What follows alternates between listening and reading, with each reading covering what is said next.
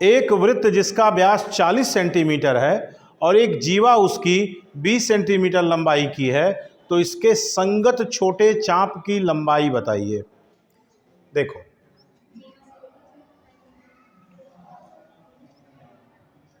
ये एक सर्किल और इस सर्किल का व्यास, वृत्त का व्यास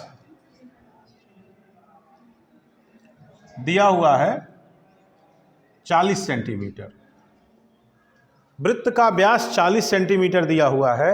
हम सब जानते हैं व्यास त्रिज्या का दुगना होता है, तो 2r = 40 अगर है तो त्रिज्या हो जाएगी 20 सेंटीमीटर। ठीक है, त्रिज्या मालूम है। जीवा इसकी 20 सेंटीमीटर। जीवा क्या होती है किसी वृत्त की? नहीं भाई, केंद्र से जाने वाली रेखा तो व्यास होती है। हाँ, किसी भी सर्किल को जो काटने वाली रेखा जाती है, इंटरसेक्टिंग लाइन, प्रतिच्छेदक रेखा, उसको जीवा कहते हैं। ठीक है ना। 3 रेखाएं होती हैं किसी सर्किल के लिए, आपने हाई स्कूल में पढ़ा होगा। ये सर्किल, इसके अगर सेंटर से कोई रेखा गुजर जाए तो इसको व्यास कहते हैं। ठीक है ना। और अगर इसको 2 स्थानों पर काट करके चली जाए तो इसको जीवा कहेंगे। ठीक है ना। व्यास भी एक जीवा है, व्यास भी क्या है? एक जीवा है। बस इसमें और इसमें फ़र्क है कि ये सेंटर से चली जाती है तो इस जीवा को हम लोग व्यास कह देते हैं। ठीक है ना। और ये सेंटर से नहीं जाती है। इसके अलावा एक और लाइन होती है जो सर्किल को एक बिंदु पर काटती है, और जब एक बिंदु पर काटती है तो उसे हम जीवा नहीं बल्कि क्या कह देते हैं? स्पर्श रेखा कह देते हैं। ठीक है ना। तो यहाँ बात हो रही है किसी भी वृत्त के जीवा की। तो जीवा मान लेते हैं ये कोई लाइन जीवा है, PQ। ठीक है ना। और इस जीवा की लंबाई दिया हुआ है, जीवा की लंबाई दिया हुआ है कितना? 20 सेंटीमीटर।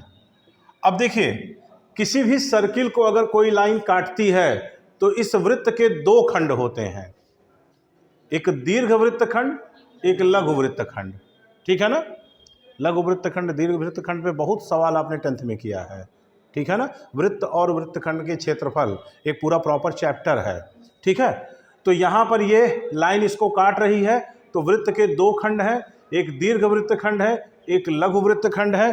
क्या पूछ रहा है कि इसके संगत छोटे चाप। अब इस जीवा के लिए एक दीर्घ चाप है ऊपर वाला, एक लघु चाप है नीचे वाला। तो कह रहा है इस जीवा के संगत लघु चाप द्वारा केंद्र पर बना हुआ कोण, ये पूछ रहा है ना। इसके संगत छोटा नहीं, चाप की लंबाई पूछ रहा है। इस चाप की लंबाई पूछ रहा है, लघु चाप की लंबाई। तो लघु चाप की लंबाई निकालनी है। लघु चाप की लंबाई यानी आर्क PQ की वैल्यू बतानी है। ठीक है ना। ये चाप की लंबाई निकालनी है। अब लगाएंगे तो यही फार्मूला, कोण बराबर चाप बटी त्रिज्या।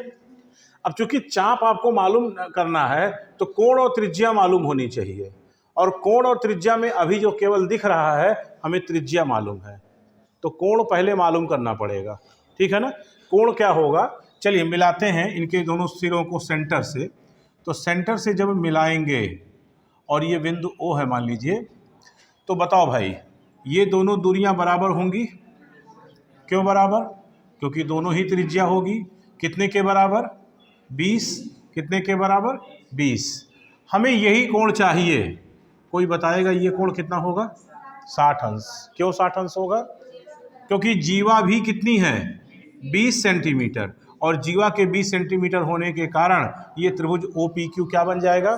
समबाहु त्रिभुज। और समबाहु त्रिभुज का प्रत्येक कोण होता है 60 अंश। ठीक है ना। तो इस तरीके से आप लघु चाप की लंबाई निकालने जा रहे हैं, लेकिन लिखेंगे कि चूंकि OP बराबर OQ बराबर PQ बराबर 20 सेंटीमीटर, इसलिए आप कह सकते हैं कि त्रिभुज OPQ एक क्या होगा? समबाहु त्रिभुज। समबाहु त्रिभुज होगा। और अगर समबाहु त्रिभुज है तो आप प्रत्येक कोण कितना होगा? 60 अंश। तो ये केंद्र पर बना कोण भी 60 अंश होगा। ठीक है ना। तो अब कोण का मान 60 अंश हो गया, तो कोण बराबर अगर हम चाप बटे त्रिज्या वाला फार्मूला लगाएं, चाप बटे त्रिज्या,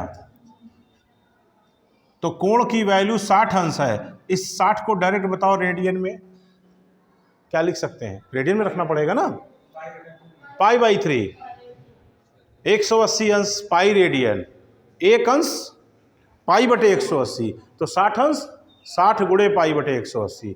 डायरेक्ट लिखना सीख लीजिए। तो कोण को आप 60 अंश की जगह क्या लिखेंगे? π/3। तो ये π/3 हो जाएगा। चाप PQ को निकालना ही है और त्रिज्या R का मान दिया है 20 सेंटीमीटर। क्रॉस मल्टीप्लाई कर देंगे तो चाप PQ का मान कितना हो जाएगा? 20 π/3। पाई की वैल्यू कितना रखेंगे? 22/7। हाँ, 180 मत रख दीजिएगा, कोण में नहीं बनाना, डिग्री में नहीं बनाना है। तो पाई की वैल्यू रखेंगे 22/7 और ये बटे 3। मल्टीप्लाई कर लीजिएगा, जितना आ जाएगा उतना सेंटीमीटर हो जाएगा कि नहीं? नोट कर लीजिए।